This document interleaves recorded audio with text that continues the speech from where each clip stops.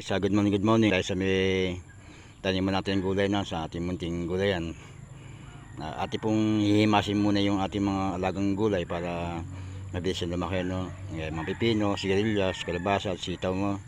Ati pong siyang kakausapin at atin yung hihimasin para magtuloy-tuloy po ang kanilang paglaki at pagbunga marami mga idol.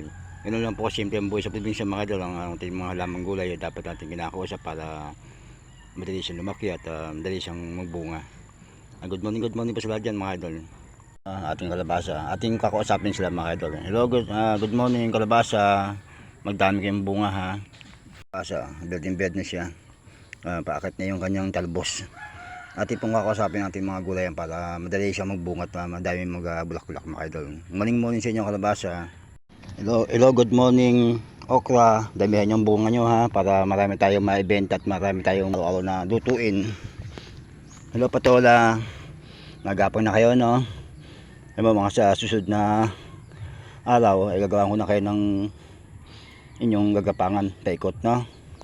Hello, good morning okra, may bunga na siya mga idol first bunga ng okra ko mga idol yun po kung nabuhay po sana yung buwan ng unang time ko ng buwan ng Tino, Belgian Tino ganito na po silang kalalaki mga idol, namumunga na. Kaso nga sinampalad na napatay sila ng Bagyong Tino, typhoon. Kaya yan po silang natira. Ito pong pasunod ko hanggang doon sa dulo. 40 puno pong okra. Pating ginagawa natin mga idol na ating kakausapin po mga kalabasa para aga siya magbunga at mamulak na marami mga idol. Hello kalabasa, dabihan yung bunga nyo ha. Ganyan po dapat ang ating ginagawa araw-araw mga idol sa kalabasa.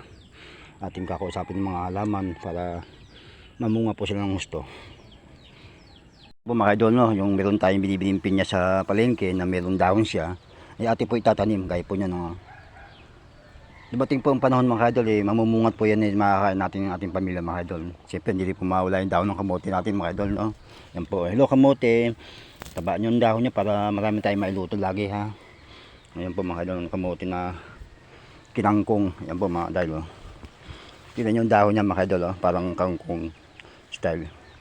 At yung talim kong ampalaya isa lang nabuhay mga idol no? Buwan ng October, sige bagyo isa lang nabuhay. Dati pa kagaming sa ibabaw ng pala-pala para mabuhay siya.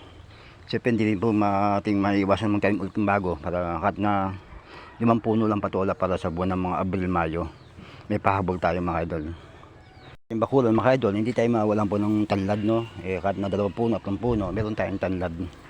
Meron tayong malunggay. Depende, hindi mawala po yung pechay no? Kung magluto tayo ng pechay, kunin natin ang gunting natin ng dahon. Isa sila hanggang lumaki po siya. Tulad ng ito mga idol. Dahon lang sila. Binigyan ko na po ng abono kahapon at ating na-sprayan ng gamot para hindi siya mabutas po ng putakte mga idol. Dulo po mga putakte na nabubutas ng talong mga idol. Kaya ating iingatan natin mga gulayan para hindi siya masira. Sayang. Hindi lang masayang at masira mga idol. Yan po. Kahit 1 puno lang po siya idol. Hitik siya sa bunga at bulaklak.